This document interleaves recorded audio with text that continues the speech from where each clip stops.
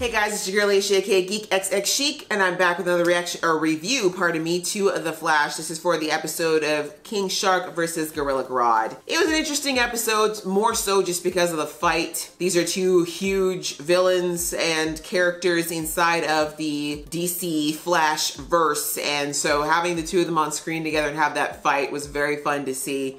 And as I said in the reaction, the graphics were great. The CGI was really, ow, hurt myself. It was really good and well done.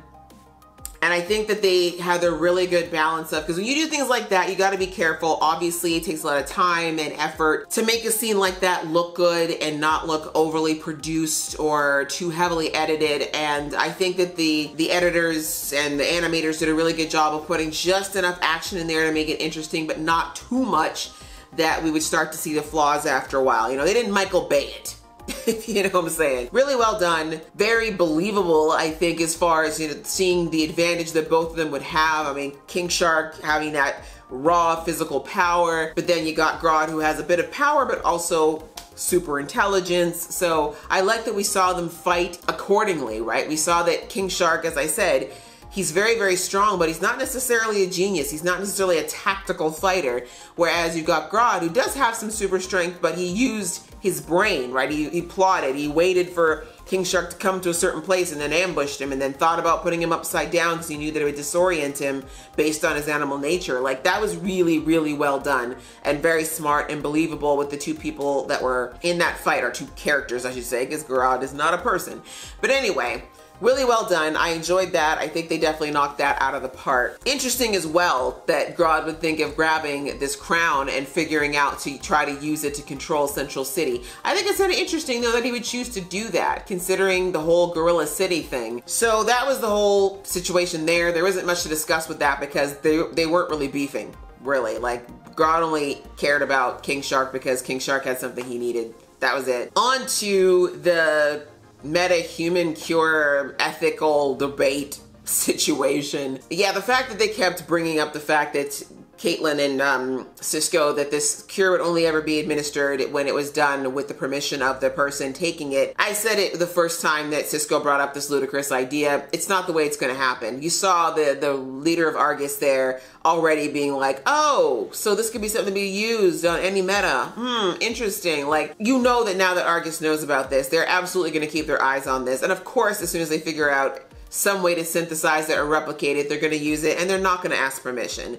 Exactly what Barry did with administering it to King Shark against his will, they will do that to any meta that they deem too dangerous to have powers, because that's just what's going to happen. Like, that's just the reality. And it's very cute that Cisco and Caitlin think that they can actually keep this to willing participants. That's just not the way it's going to work in a world full of metas, especially considering that some of those metas are dangerous criminals and murderers, right? So, but still, the fact that Barry kind of felt like he had the right to make that choice for King Shark was really, it was problematic. And I'm glad that Cisco and Caitlin did call him out on that. It really felt out of place to me that Iris wasn't around for that, but we'll get to that in a later part of the video. But yeah, I am glad it was brought to Barry's attention that just because he's a hero and he is in this position where people rely on him to deal with these situations, it doesn't necessarily mean he gets to be the judge, jury, and executioner over how things should be handled.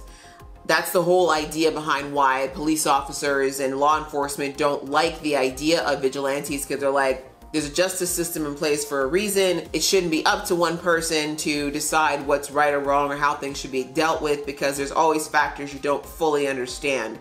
And Barry, even though he is a good person and he does have a good heart and his intentions are generally good, he's not perfect and he doesn't understand everything. And in this particular case, what Cisco and Caitlin said was right. They agreed that they were going to try to talk to King Shark, and they knew that in his case, his actions, his aggressions, his crimes against people were not done because he was a bad person, but because he no longer had control over the human part of his mind anymore. So it wasn't a situation where they shouldn't have at least tried to talk to him or tried to reason with him and respect that not all people who've made a lot of poor decisions are going to continue on that path forever. They can be given the choice to do better. And so again, I think at the heart of it though, I understand what Barry had a point to in that it did look like King Shark was going to kill Cisco, and he could have. Two things I have wrong with that situation. One, Barry can run at the speed of light. He would have been able to get Cisco out of the way before King Shark could have done that, but we'll leave that later on. But two, it's just one of those things where like they just needed, like as Caitlin said, or no, Cisco said, Barry already had it in his mind that he was going to use that serum regardless.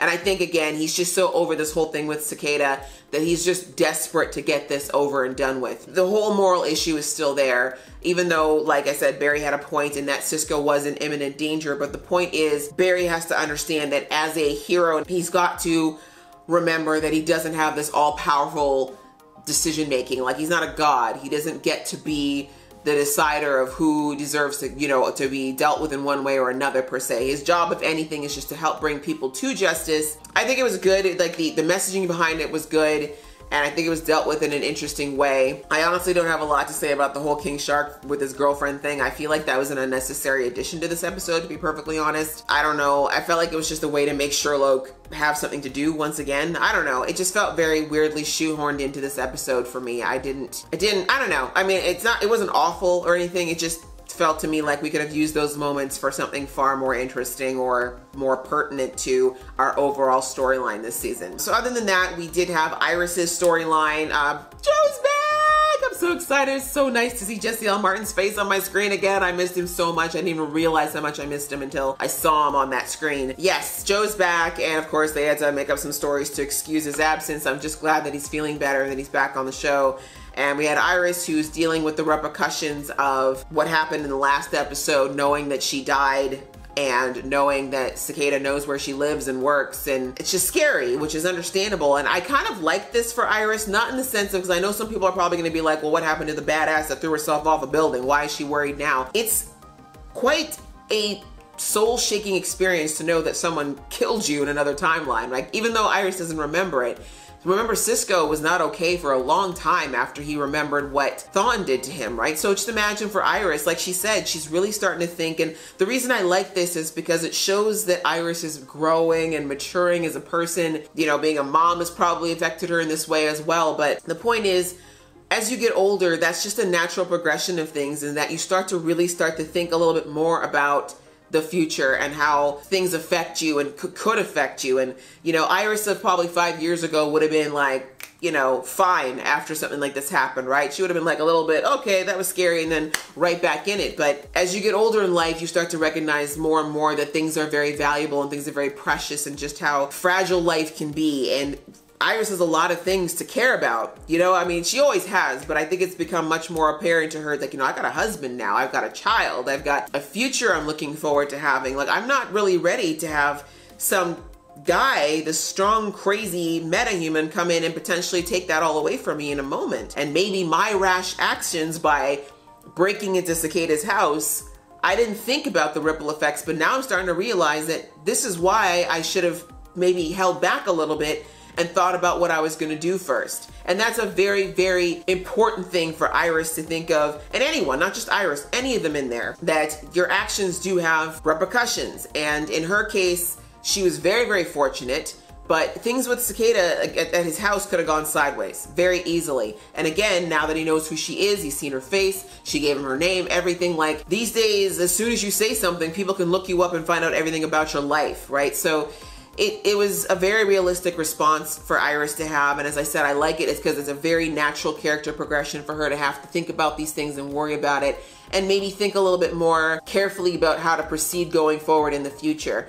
I mean, I never want her to stop being a badass. I never want her to stop wanting to do whatever is necessary to protect her family and the people she loves, but she does have to go about it in a smart way that doesn't cause unnecessary danger. And unfortunately, the way she approached Cicada in his house and that whole situation, it could have been handled better. I really liked, again, you know, I'll always live for moments of her and Joe bonding, and I love seeing her get on that punching bag, being a badass on that punching bag, and don't be like, yeah, you give him hell, girl. You don't get to be no, you're not gonna get to cry and hide. No, I taught you better than that. Joe West taught you how to fight since before you even knew what fighting was. So I love that he was there, and he just kind of helped pick her up by her bootstraps, but also kind of gave her what she needed, which is that ability to understand that she can operate from a place of strength that she's got in spades and not a place of fear. So that was really cool to see. If I had one major con of this episode, one major thing that was glaring to me is that the fact that Barry and Iris had absolutely no scenes together.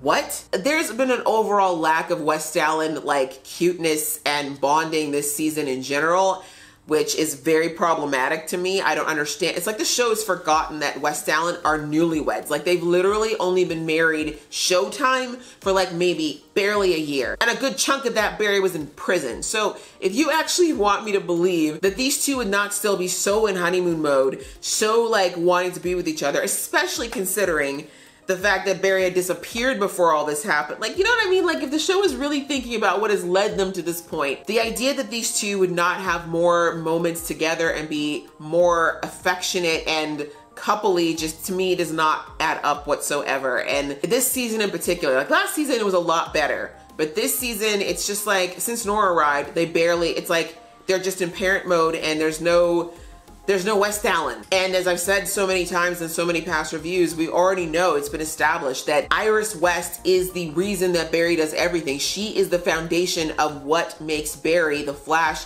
what makes Barry Barry. Like their relationship is the core of the show and the core of why Barry does anything. So to neglect that relationship is just a huge misstep in my opinion for the whole show and the writing. And it was just, this episode, Iris is going through a crisis, and the fact that there was no moment for her and Barry to deal with that just seems completely, just, it didn't make any sense to me. And I'm glad, yes, thank God Joe was there, but it should have been, there should have been a moment. Even though this was just announced this week, there's going to be a new showrunner for The Flash. Apparently they announced that they're going to have someone new heading things up in season 6, which has been confirmed. So I'm hoping that we start to see some changes, because honestly, I know some people have mixed opinions about how season 4 went, but I think season 4 was brilliant. I really do think that even if you didn't like all the outcomes of how certain storylines went, I feel like it's pretty hard to argue that the whole storyline with the Thinker and all the subplots, I mean, it was a really cohesively written arc in season 4. The most cohesive one I think I've ever seen on this show. I want to see more of that. Like, it doesn't have to be done exactly the way that season 4 was done. I know people had issues with the amount of humor and some of the way the writing was, but I think the overall structure of season 4 was really, really well done. And I want to see more of that. And I'd love to see more episodes like my favorite, like my hands down favorite episode of The Flash so far, which is Flash Time. That's pretty much all that happened in this episode, honestly. There wasn't too much else. I'm looking forward to watching the next one because I think we're gonna have some more interesting interactions that come up from that one. But yeah, this one was interesting. I don't think it really did anything to help us in our plot as far as this whole cicada thing once again, but we got a really, really good fight and a really cool comic book moment for those of us who are fans of the comics, so I'm very grateful for that. So what did you guys think of this episode? How do you feel about Barry's idea of trying to give Cicada a choice of getting rid of his metagene? I think it's a horrible idea, but maybe that's just me. Please leave your comments below because I love reading them and getting involved in that conversation with y'all. And if you like this video, please click like, and if you want to see more from this geeky face, please click subscribe. Until next time, see ya.